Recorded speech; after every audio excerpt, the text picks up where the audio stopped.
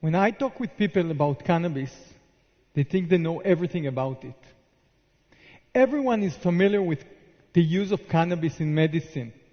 And I guess part of you are familiar with the use for other purposes.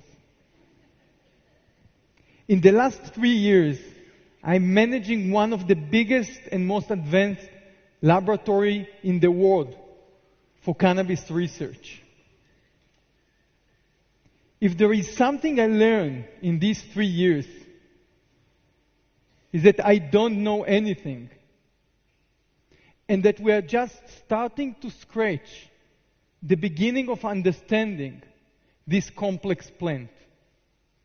People are saying cannabis can kill cancer cells. What's the meaning of it? Does it kill all types of cancers? Which cannabis? In my lab alone, I have more than 550 different strains of cannabis. Which one of them affect which types of cancer? The truth, we don't know. Does cannabis can really treat cancer or other diseases? Yes, I assume it can.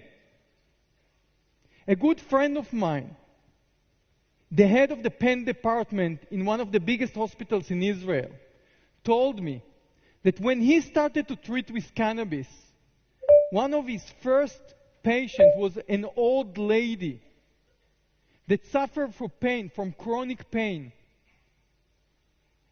And nothing else helped her. So he started to treat with cannabis. And after a few weeks, he called her and asked her how she's feeling. "Oh, doctor, it's great. It's amazing. It's totally changes my life." He was surprised, said, "Oh, really? Does it really eliminate the pain?" "Oh, no, doctor, for the pain it didn't help. But now my grandson coming to visit me every evening."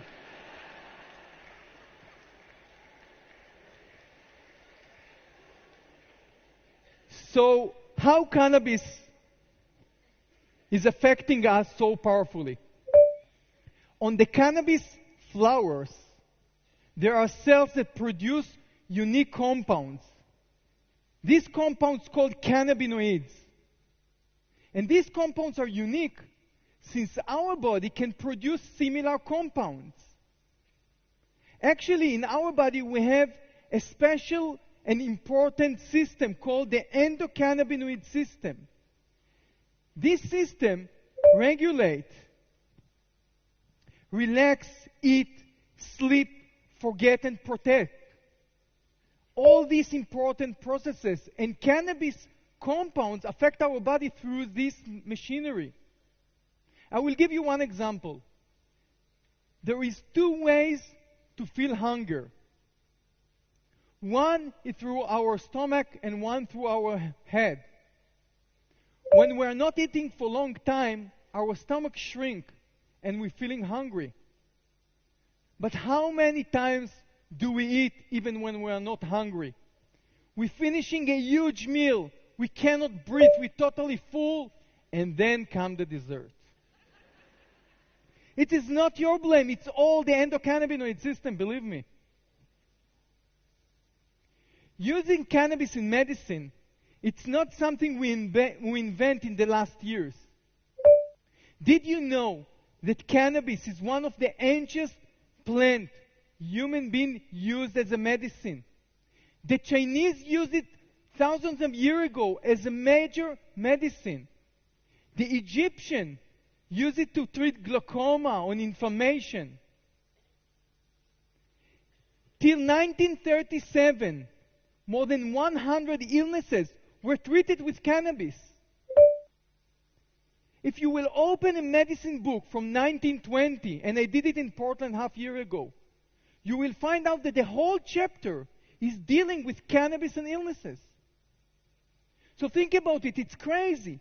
For 5,000 years, it was the major medicine for mankind. And in the last 80 years, it just disappeared. So how cannabis came back to the medical arena? Charlotte Figi was born in 2006 in Colorado. When she was 3 months old, she started to suffer from seizures. She had more than 50 seizures a day. Till she was 5 years old, she already tried every medicine on earth, and nothing helped her. By then, she already lost her ability to walk, talk, and eat. She was about to die. When she started to use cannabis, it totally stopped her seizures. From 50 seizures a day to 1 or 2 seizures a week, and then totally eliminated. Charlotte used cannabis with very low amount of THC, the only compound that have psychoactivity in the cannabis.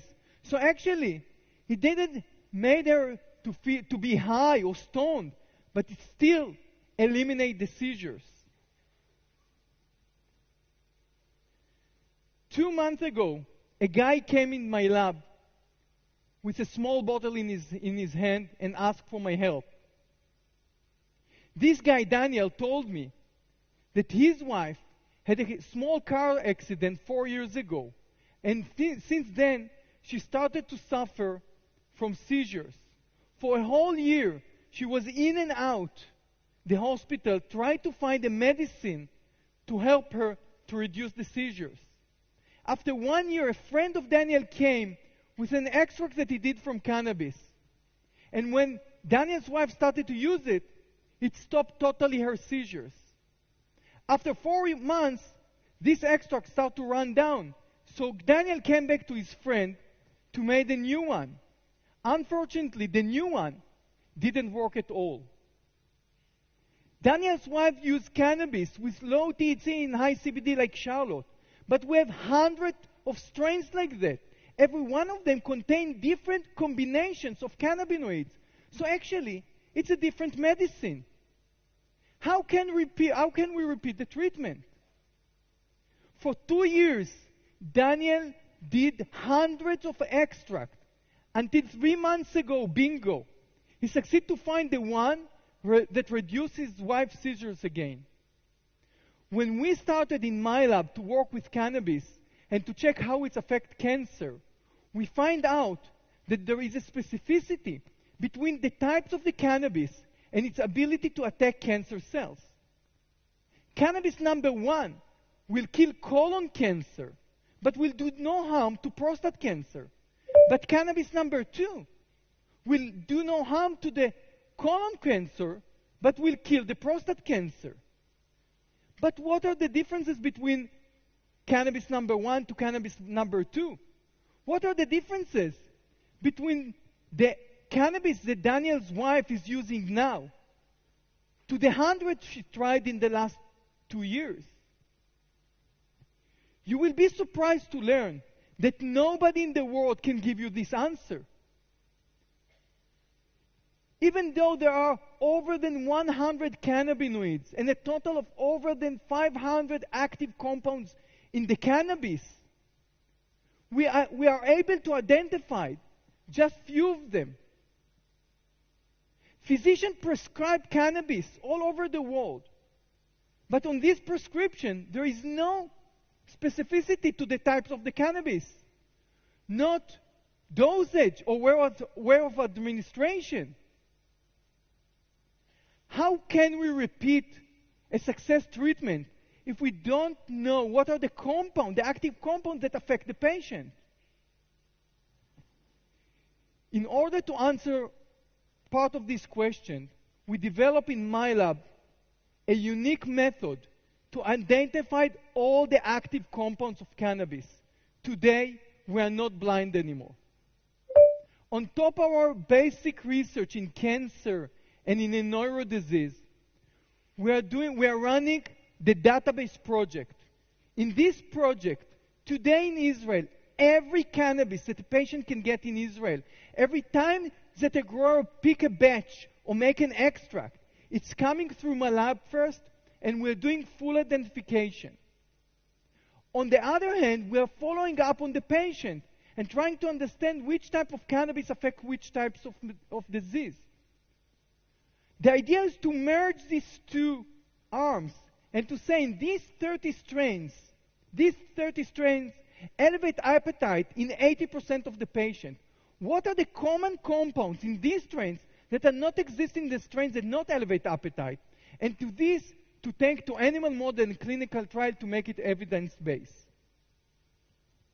2 years ago, we started to treat autistic kids, very severe autistic kids, in Israel with cannabis. These kids, most of them didn't communicate at all. Most of them not even in eye contact. These kids are very violent for themselves and the surroundings.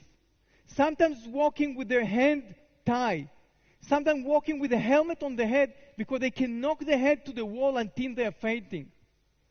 These kids getting cannabis with very low amount of THC, the only psychoactive compound, so they are not stoned or high. But still we see a phenomenal result. More than 78% success with these kids on many parameters. The cannabis reduced anxiety in these kids. It reduced the violence. It improved their sleep. Think about a child, 17 years old, that's still 7 times a night, waking up every night with shouting. And now he's sleeping all night. But even the most incredible thing, it's improved in the communication. A mother called me and told me that her son, 19 years old kid, was hospitalized for 4 years because he was very violent. But 2 months, just 2 months after he started to get cannabis, he was released home because there was nothing to do with him in the hospital anymore. When he came home, it was an evening. So his mother asked him what he wants for dinner. And for the first time in his life, he looked in her eyes and said, an egg. This mother told me, Daddy, you don't understand. It's not that my child is a normal now. He didn't ask a scrambled egg with onion. But from the moment he was born, I'm reading stories to these kids. I'm talking with him. I'm asking questions. He knows what it is an egg. He knows what he wants to eat. I didn't waste all my life. These things changed this family's life. 2 months ago, the companies that supply the cannabis extract to these families had a problem with their crop. It's a plant. It didn't grow well. So they had to produce an extract with similar strain. Again, high CBD, low THC ratio 20:1, so similar that this company thought that they can say that it's actually as the original one. But after a few days, the dream crashed. These kids become violent again. One kid went through the window when the window was closed and cut his body all over. One kid jumped on his mother, 17 years old kid, jumped on his mother and beat her in a way that she had to get medical care. A father called me less than 2 weeks ago and told me that his son had such a burst of violence that in order to control him, by accident, he broke his both hands. Since we have in our database exactly what these kids got before, we were able immediately to identify the changes between the original strain to the strain they are getting now, and to direct them to a different company that has similar cannabis to the original one. For the first time, we were able to help these kids to get the right treatment. For the first time, we are able to help Daniel's wife